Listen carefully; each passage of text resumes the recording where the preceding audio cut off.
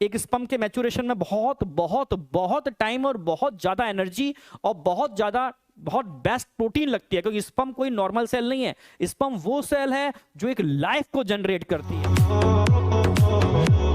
तब बताया जाता था सेक्स ओनली और ओनली एक न्यू जनरेशन या न्यू, समझ रहे हो ना, ऑफ स्प्रिंग या आगे की जनरेशन को क्रिएट करने के लिए होने वाली एक मैकेनिज्म है, ठीक है।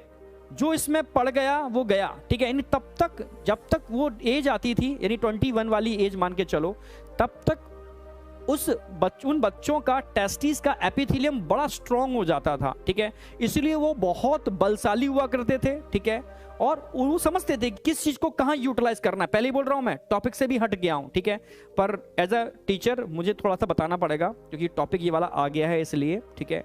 इसीलिए हम बोलते हैं कि स्पर्म का लॉस कम से कम करना चाहिए, ठीक है, कम से कम। मैं ये नहीं कहा कि, क्योंकि ये मैकेनिज्म है, स्पर्म रिलीज होगा, ठीक है, फिर मैच्योर होगा। मैच्योर होने का प्रॉपर टाइम देना पड़ेगा, क्योंकि स्पर्म के मैच्योरेशन, स्पर्म का फॉर्मेशन जर्मिनल एपिथेलियम से बन रहा है, जो पूरा मैकेनिज्म बताने वाला हूं मैं, ठीक है।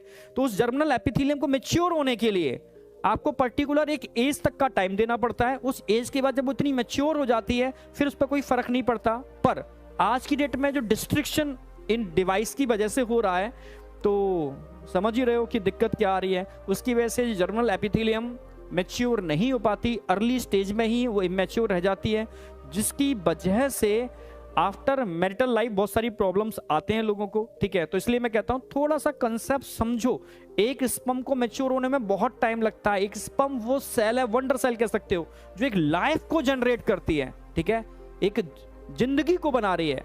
लगता है कि इजैक्यूलेशन में कोई लॉस नहीं है, ठीक है। मैं ये नहीं कह रहा इजैक्यूलेशन की मैकेनिज्म नहीं होनी चाहिए, ठीक है, इजैक्यूलेशन, ठीक है, क्योंकि वो एक नेचुरल मैकेनिज्म, नहीं करेंगे, नहीं इजैक्यूलेशन होगा तो कहीं ना कहीं उसका फॉर्मेशन स्टॉप होगा, जो मैं आज नेगेटिव फीडबैक बताने वाला हूं। पर ठीक है, आप समझ रहे हो ना, उसका ड्यूरेशन कम से कम 1 मंथ या 2 मंथ, मैच्योरेशन के अंदर टाइम काफी लगता है। Per day millions gamete mature होते हैं, पर डे सीक्वेंस अगर देखोगे पर डे मिलियंस मैच्योर हो रहे हैं, तो ऐसी कोई दिक्कत नहीं है। बट फिर भी मैंने समझा दिया कि उस स्पर्म को बनाने में लॉट ऑफ एनर्जी, मैच्योरेशन में लॉट ऑफ एनर्जी और बॉडी का बेस्ट प्रोटीन लगता है, जो एक लाइफ को जनरेट करने के लिए रिस्पॉन्सिबल सेल है। समझ रहे हो ना मेरी बात?